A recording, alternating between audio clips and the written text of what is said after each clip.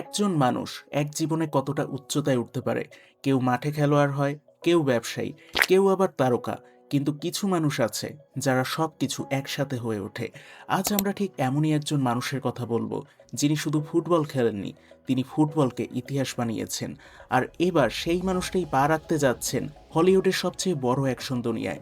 হ্যাঁ, Cristiano Ronaldo. Cristiano Ronaldo মানেই শুধু গোল নয় বা শুধু ট্রফি নয়, তিনি আত্মবিশ্বাসের নাম, তিনি পরিশ্রমের নাম এবং সফলতার প্রতীক।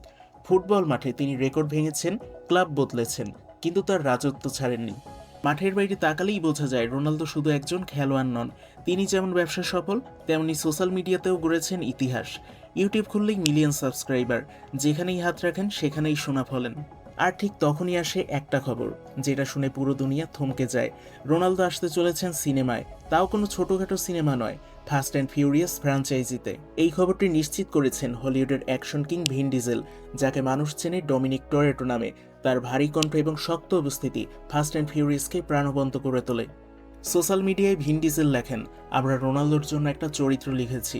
আর এই একটা লাইনই যথেষ্ট ছিল, মুহূর্তের মধ্যেই খবরটা ভাইরাল। শোনা যাচ্ছে এই সিনেমাটি মুক্তি পেতে পারে 2027 সালের এপ্রিল মাসে। তবে এখনও আনুষ্ঠানিক ঘোষণা নেই, চুক্তি এখনও চূড়ান্ত হয়নি। তাই একটাই প্রশ্ন, এটা কি আসলেই বাস্তব, নাকি এটা শুধুই হাইপ?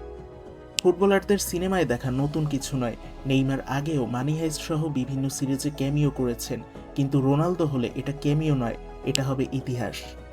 কারণ একদিকে আছে বিশ্বের সবচেয়ে জনপ্রিয় ফুটবলার, আর অন্যদিকে আছে বিশ্বের সবচেয়ে বড় অ্যাকশন ফ্র্যাঞ্চাইজি। এই দুই শক্তি এক হলে বিস্ফোরণ নিশ্চিত।